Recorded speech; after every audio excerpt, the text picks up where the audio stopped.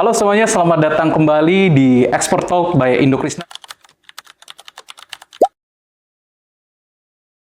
So, ada dua hal yang paling fresh banget kali ini, yaitu pertama, teman-teman viewer di rumah sana bisa lihat ke studio kita saat ini, studio baru, jadinya experience nanti teman-teman yang rasakan ketika mendengar podcast ini juga jadi lebih fresh. Dan yang kedua, kita punya bintang tamu yang spesial banget, yang benar-benar sudah expert banget di bidang pembukuan, keuangan, pajak, dan lain-lain. Nah, di sebelah saya sudah ada bintang tamu tersebut, yaitu Pak Diki dari GCSS Management Consulting Indonesia. Halo Pak Diki. Halo, apa kabar? Oke, gimana Pak Diki perjalanan ke sini? Aman? Aman, semua terkendali. Oke, kayak gitu. Macet-macet dikit Jakarta lah. Oh, biasalah Jakarta ya, kayak gitulah. Tapi proyek semuanya aman ya Pak Diki? Semua aman. Oke, nah ini Pak Diki di teman-teman yang viewer di rumah itu kan banyak yang belum kenal mungkin Pak Diki. Boleh nggak sedikit ceritain siapa Pak Diki, background-nya juga apa gitu kan? Oke. Kalau dibilang tadi sama Mas Rifki, saya expert nggak terlalu lah, masih so-so lah, masih pengalaman belasan tahun. Bisa aja ini. Jadi, ya sebelumnya memang saya bukan background saya tuh pertama tuh internal audit, makanya saya banyak tahu tentang bagaimana cara saving, bagaimana dari proses, kuat di proses, di operasional dari satu perusahaan ataupun pembukuan. Nah, disitulah saya. Terus background saya berikutnya, saya juga langsung terjun di SCM, menjadi SCM operasional, SCM manager tepatnya di perusahaan sebelumnya. Itu sekitar 8 tahunan, dan sekarang di GCSS sebagai konsultan. Jadi ya lumayan lengkap lah ilmunya, tapi belum expert, tapi lumayan lengkap ilmu. Bisa aja nih humble-nya Pak Diki ya. Kalau udah diundang ke expert talk harusnya udah expert sih. Iya kan? Oke Pak Diki, jadi di episode kali ini sebenarnya kita berangkat dari satu masalah ya yang banyak banget dialamin oleh pebisnis pemula, mau UMKM, startup, solopreneur, apapun itu. So, banyak nih pebisnis itu merasakan omset, wah udah gede gitu kan. Pelanggan di ini udah rame. Tapi ketika cek rekening, waduh, kok nggak ada gitu ya, saldonya nggak ada. Atau misalkan, loh kok saldonya tinggal segini. Nah, sebenarnya kan masalah tersebut itu kita sebenarnya udah tahu. Kayaknya itu apa ya, common sense lah. Ya pasti kan nggak rapi dong pencatatannya, kan nggak rapi itu. Betul. Nah, tapi pencatatan itu sebenarnya saya yakin gitu ya, kalau kita dengar pembukuan keuangan, akuntansi itu yang nggak cuma nyatet doang sebenarnya. Betul. Dan pasti akan banyak hal-hal yang berkaitan dengan pencatatan tersebut. Nanti ujungnya ada ke pajak, ada ke sistemnya juga seperti apa. So, saya pengen tahu nih, ingin langsung pertanyaan pertama nih untuk Pak Diki. Menurut Pak Diki, apa sih manfaat paling fundamental nih ketika business owner itu pembukuan keuangannya itu sudah rapi gitu ya? Apa manfaat utama yang paling langsung terasa gitu? Sebenarnya untuk setiap perusahaan kenapa diwajibkan itu bukan sekedar cuma catat betul, kata Mas Rifki bilang tadi. Yang penting itu bagaimana supaya tidak terjadi kebocoran, menganalisa. Untuk menganalisa itu perlu data yang akurat dan di-maintain setiap hari. Nah, pengguna pencatatan yang baik seperti itu banyak bisa didapatkan benefitnya. Kita bisa analisa leaknya di mana, kita bisa lihat apakah HPP kita sudah benar, operasional kita membengkak, bagian mana yang pain point-nya, kita bisa lihat di situ. Tapi data harus valid. Disitulah pembukuan, digitalisasi itu amat penting sebenarnya. Oke, jadi manfaat yang pertama itu kita langsung bisa tahu tadi data itu langsung valid. Yang penting data valid dulu. Itu dengan pembukuan seperti manfaatnya itu, satu data dicatat valid, yang rapi, datanya valid, kita bisa analisa lebih lanjut. Kenapa langganan banyak, pelanggan datang banyak, duitnya boncos nih. Iya kan, kredit motor kurang duitnya. Seperti itu, pengembangan bisnis tidak terjalan. Pasti ada pain point di situ, atau dia bocor di sini terlalu besar di area mana bisa dilihat di situ. Tapi dengan syarat data harus valid. Itu kan tentunya adalah sebuah manfaat yang yang langsung terasa, bisa bisa ada tindak lanjut lagi ke depannya. Betul. Nah, kita agak mundur sedikit. Emangnya kesalahan apa aja sih yang biasanya dilakuin para? Banyak kalau kesalahan pemula itu pasti rata-rata kalau kita lihat dari yang kalau saya perhatikan ya, saya lihat hasil ngobrol, nongkrong di bengkel, UMKM segala macam gitu itu ya. yang seperti itu, pasti mereka ya rekening satu. Rekening satu Keuangan yang tercampur. Betul. Pribadi Itu dan udah pasti, bisnis. itu Oke. udah pasti. Dengan kayak gitu kan dia tidak tahu modal dia berapa, yang untuk kepentingan pribadi berapa persennya, yang ini modalnya, itu pasti tercampur.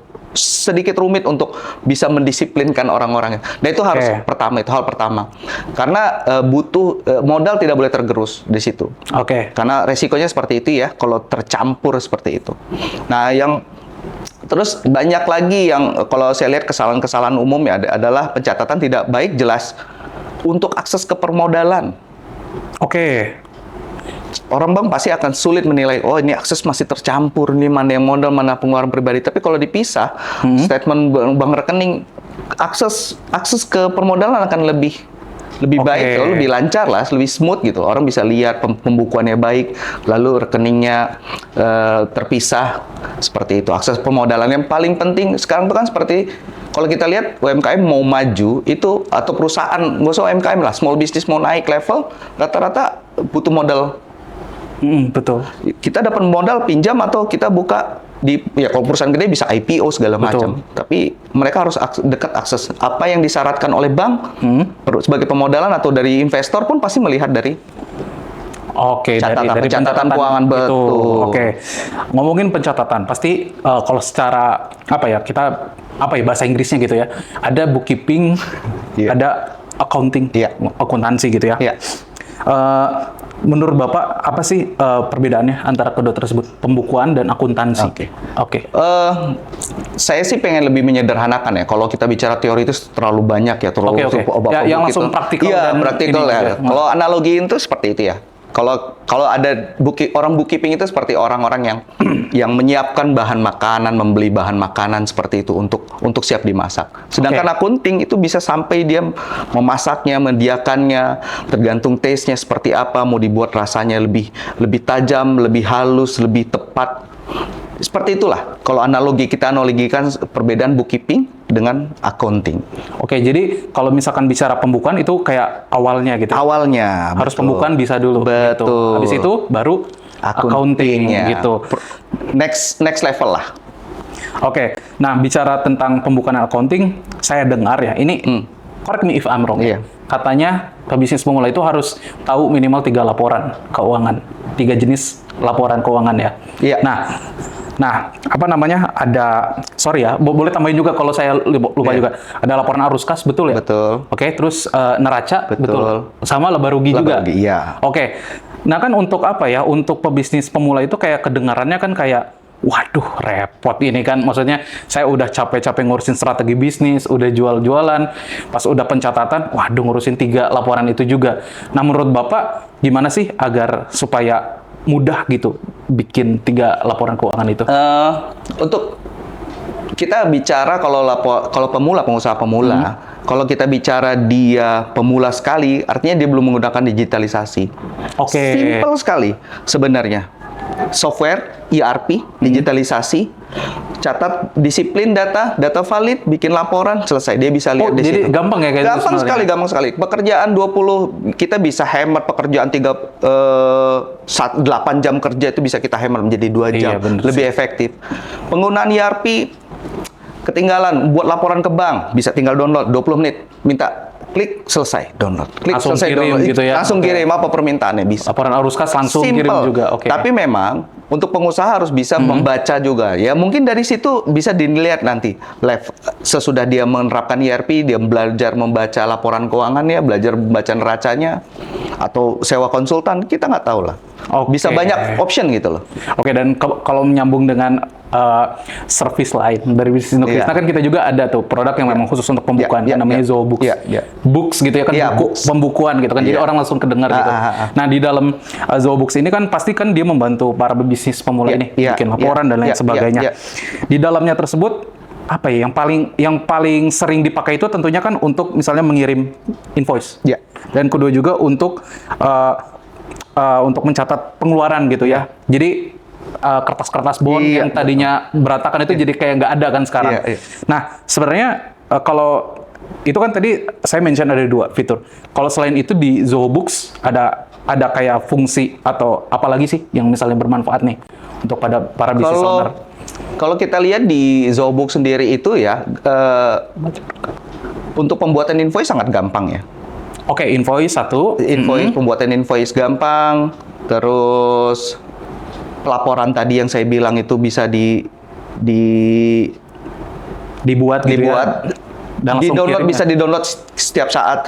Invoice sebenarnya awalnya dari invoice itu sangat penting ya. Kalau kita lihat kesalahan awal-awal pemula itu adalah mereka banyak miss dari situ, apa saja yang dipesan segala macam. Kalau dengan digitalisasi memperkecil lah, mungkin tidak 100% langsung sempurna, tapi bisa memperkecil laporan. Terus laporan tersebut, kayak laporan arus kas, bisa kontrol per weekly lah. Kalau dengan seperti itu kan laporan arus kas bisa weekly, laporan neraca bisa weekly, bisa dilihat dari monthly, bisa kapanpun lah, bisa lihat dari si owner. Oke. Andaikan pebisnis pemula ini udah nggak harus kayak jago banget sebenarnya, tapi kayak at least sudah melakukan pembukuan dan udah secara digital. Kan produknya adalah laporan tadi. Iya. Oke. At the end of the day, pastinya business owner yang masih kecil, yang masih sendiri gitu guys, solopreneur, mereka harus ngambil keputusan strategis tuh. Betul, betul. Decision making gitu Iya, kan. betul. Menurut Bapak untuk pemilik UKM sendiri, ketika udah ada laporan arus kas, udah ada neraca gitu ya, terus ada laporan laba rugi. Iya. Apa biasanya keputusan yang langsung bisa diambil? Banyak hal bisa menjadi efisiensi. Dia mau ekspansi, dia bagian mana yang di efisiensi, bisa efisiensi bisa menambah arus kas. Kita lihat operasional pasti paling banyak. Kalau dalam satu perusahaan operasional itu paling banyak membutuhkan, bisa diefisiensikan. Lalu kalau dia mau ekspansi juga based on data bisa dilihat di situ. Oke. Semampu mana dia mau ekspansi. Contoh, dia mau buka warung Madura 3-4 cabang, dilihat apakah memenuhi syarat itu atau hanya 2 saja atau membesarkan yang satu dulu. Bisa dilihat dari semua data itu. Bisa dilihat kemampuan dia bayar hutang jangka pendeknya, jangka panjangnya, cash flow-nya, seperti banyak hal lah yang bisa dipertimbangkan untuk setiap orang ekspansi atau efisiensi. Oke. Nah, pastinya kalau misalkan dari laporan tersebut atau di dalam aplikasinya itu kan ada matriks tertentu deh. Nah, menurut Bapak kayak bisa nggak sih kayak kita nggak usah terlalu akuntan banget sekarang, kita sebutin matriks, nama matriksnya, aduh debt to equity ratio, aduh nggak akan ngerti gitu. Tapi boleh contohin nggak kayak misalkan matriksnya apa gitu kan? Kalau ini tinggi, tandanya harus begini. Kalau ini rendah, tandanya harus gini. Jadi pebisnis pemula ini bisa langsung, oh iya saya harus kayak gini gitu. Langsung ambil tindakan pada saat itu juga gitu. 1-2 matriks deh gitu. Oke. Sebenarnya ada beberapa hal yang bisa dilihat di laporan-laporan tersebut ya. Simpel aja, kita buat simpel aja. Seperti yang saya bilang barusan, kemampuan bayar hutang jangka pendek. Jangka Pendek dong. Jangka pendeknya seperti apa? Dia itu bagus nggak? durasinya berapa lama sih biasanya utang jangka pendek itu? 6 bulan. 6 bulan? Iya. Under setahun ya? Iya, under setahun. Oke. Tapi kalau dia bisa dilihat dari aging dari tagihannya, AR.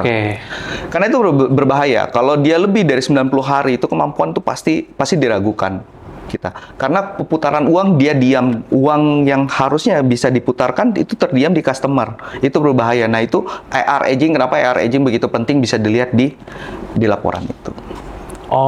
Itu menurut saya itu dulu simple. Banyak hal yang bisa dilihat di situ, tapi yang paling penting menurut saya AR aging, karena dari situ putaran uang masuk ke kita itu seberapa besar dan seberapa cepat.